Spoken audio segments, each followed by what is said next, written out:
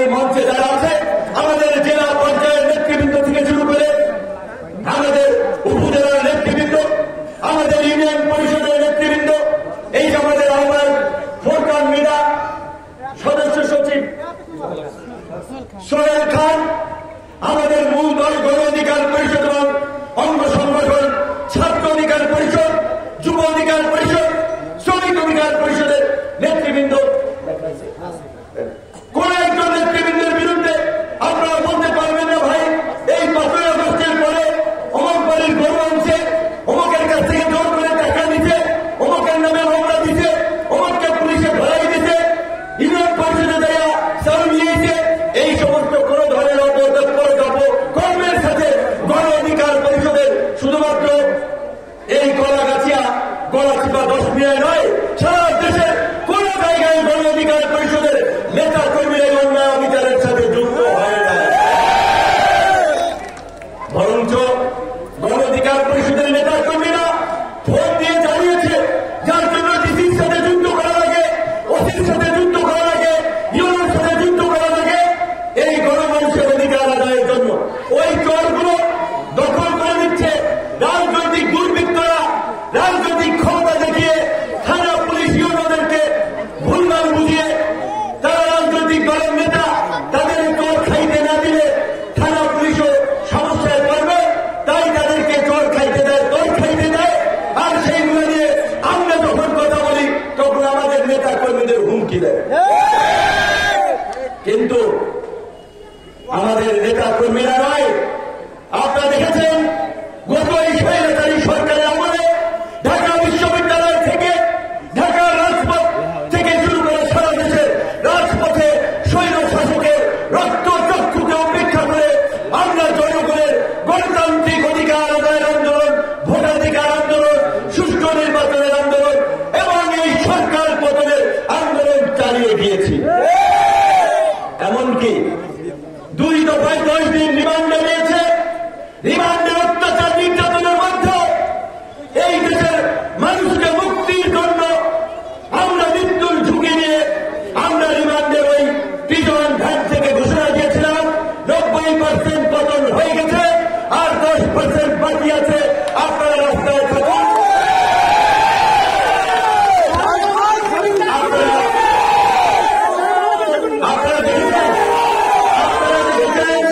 আমরা যেটা বলেছি সেইটা ফলেছে। আওয়ামী লীগের নেতা কর্মীদেরকে বলেছিলাম আপনারা যেভাবে বিরোধী দলের নেতা কর্মীদেরকে মামলা হামলা দিয়ে হয়রানি করছেন, নির্যাতন নিপীড়ন করছেন, এক মাইকে শীত যায় না। সেই নদীতে জল আছে, সেই নদীতে ভাটা আছে, কাজেই সময় থাকতে শুধরান। মুজিব কোটের দাপটে রাস্তাঘাটে থাকা যেত না, মায়েরা ধৈরা কিংবা জোর জবরদস্তি কইরা নানান ধরনের অপকর্ম জায়েজ করেছে। বলেছিলাম এক সময় মুজিব কোর্ট কেনার লোক গুলিস্তানে পাবেন না, হয়েছে কিন্তু তাই। যদিও আমার দুঃখ লাগে, কষ্ট লাগে আওয়ামী লীগের ভাই বোনদের জন্য। কারণ কি, আমি হয়তো বলতে পারেন আসলে একটু ভিন্ন রকমের মানুষ, না হইলে এই গলাচিপায় আমি ঢাকা বিশ্ববিদ্যালয় 28 বছর পরে ডাক্তার বিপি নির্বাচিত হয়েছি। সারা দেশের 64 জেলার মেধাবী শিক্ষার্থীরা ওই কক্সবাজার, টেকনাফ বলেন, রংপুর, পঞ্চগড় বলেন, খুলনা বলেন, সাতক্ষীরা বলেন, সারা দেশের শিক্ষার্থীরা ভোট দিয়ে নির্বাচিত করেছিল। এই ডাক্তারকে বলা হয় দ্বিতীয় পার্লামেন্ট। সেই পার্লামেন্টে সর্বোচ্চ পদে নির্বাচিত হয়েও আমি আমার এলাকায় যখন এসেছিলাম, আমার বোনের বাসায় 10 মিনিট যাওয়ার পথে তৎকালীন এমপি সাহেবের নির্দেশে আমাদের ওই আওয়ামী লীগের কিছু নেতৃবৃন্দ রামদাও নিয়ে, হকি স্টিক নিয়ে আমাদের উপরে হামলা করতে গিয়েছিল এবং হামলা করেছে। এই 15 আগস্টের পরে আমি যদি মামলা দিতাম, মাটির নিচ থেকে খুঁজে খুঁজে বাইর করে তাদেরকে গ্রেপ্তার করত।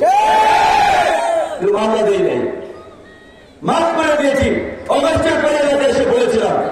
আরো অনেক ধরনের মানুষ সোশ্যাল মিডিয়াতে এখন কথার অন্যভাবে নিয়ে না, আপনারা গ্রামের মানুষ সহজ ভাষায় বুঝবেন, এই জন্য বলি যে মানুষ যখন নিজের যে বেশি বড় কথা কয়, নিজের যে ফাউল কথাবার্তা বলে, সেই কারণে বলা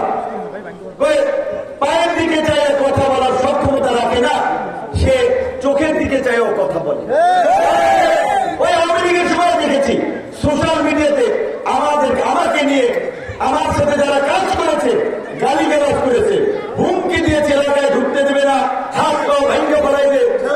এখন তারা কই? এখন ফিউজ হয়ে গেছে, ফিউজ। ওই যে সকেটে যে ফিউজ থাকে, ফিউজ নইলে লাইট কাজ করে না, অন্ধকার। তো হুমকি দামকি সব ফিউজ হয়ে গেছে। কিন্তু আফসুস থাকবে এটা, ওই সময় তোমরা আমাদের সাথে খারাপ ব্যবহার করছো, কিন্তু আমরা তোমাদের সাথে খারাপ ব্যবহার করবো না, করি নাই। আমাদের শ্রমিক নেতা আমির হোসেন যেটা বলেছিল, আমরা তোমাদের আঘাতের জবাব ফুল দিয়ে